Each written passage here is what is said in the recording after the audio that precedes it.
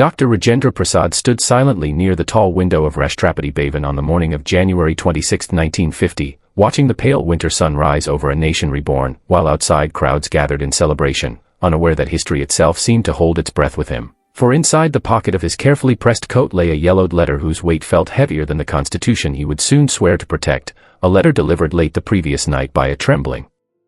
messenger who vanished into the fog before guards could question him, carrying a warning written in careful ink that if the truth of 1917 ever reached the public, India's freedom would be forever poisoned, dragging Rajendra's thoughts backward across decades to Champaran, where the smell of indigo once mixed with blood and fear, where he had arrived as a confident young lawyer only to be stripped of certainty by the suffering of farmers crushed under British rule, and where Mahatma Gandhi's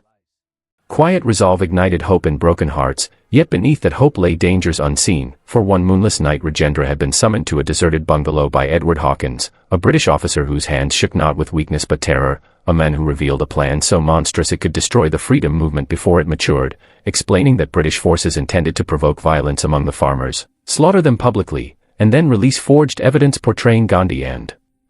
his associates as masterminds of rebellion, thereby justifying mass arrests and permanent suppression, placing before Rajendra a bundle of documents, some real, bearing official seals, others expertly forged to frame Gandhi himself, and forcing him into a moral abyss where truth and justice no longer walked together, because to expose everything would ignite bloodshed across Bihar and beyond, while to destroy evidence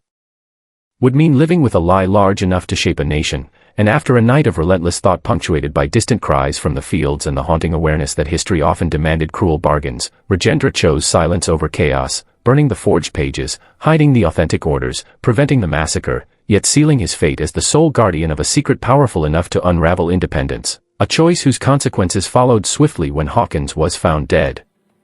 near the river days later, labeled a suicide by colonial authorities despite the unmistakable signs of interference, a death that taught Rajendra the final rule of empires, that they erase not only rebels but witnesses, forcing him to bury not just documents but parts of his own conscience, and from that moment onward he began to notice shadows following him through narrow lanes, letters that arrived unsigned yet unnervingly precise, conversations that stopped the moment he entered a room, as if invisible threads tied him to forces that neither trusted nor threatened him openly, compelling him to master the discipline of restraint, to speak carefully, act modestly, and survive quietly while the freedom movement swelled around him. And even as years passed through imprisonments, negotiations, hunger strikes, and moments of victory that should have felt pure, Champaran lingered like a wound beneath ceremonial clothing, reminding him that some sacrifices left no visible scars, and when independence finally arrived in 1947 amid fireworks and tears, Rajendra found that freedom did not liberate him but elevated the risk, for a secret once used to save a movement could now destroy a nation hungry for moral certainty, a nation that viewed its founders as flawless symbols rather than fragile men forced into impossible choices, and it was this fear that compelled him to carry the wooden box through constitutional assemblies, ministerial corridors, and finally into Rashtrapati Bhavan itself, hiding it not out of cowardice but out of a deep understanding that truth without timing could become another form of violence, until fate tightened its grip once more in the form of Thomas Hale, whose knowledge suggested not coincidence but inheritance, as though the unfinished business of empire had found a new voice. And when Hale spoke of sealed intelligence files, coded telegrams marked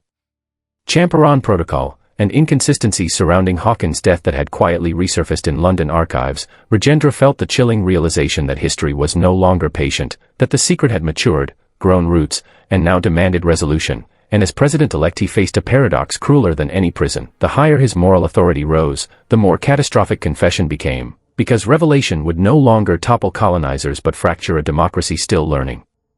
trust. And so when night fell and the grand halls echoed with the silence of a sleeping republic, Rajendra walked alone past portraits of rulers who governed through force, holding the wooden box like a final verdict, aware that his next decision would not be judged by contemporaries but by generations yet unborn. While far beyond those walls Thomas Hale prepared to act, convinced with unwavering certainty that history's greatest crimes were not lies spoken loudly, but truths hidden by men who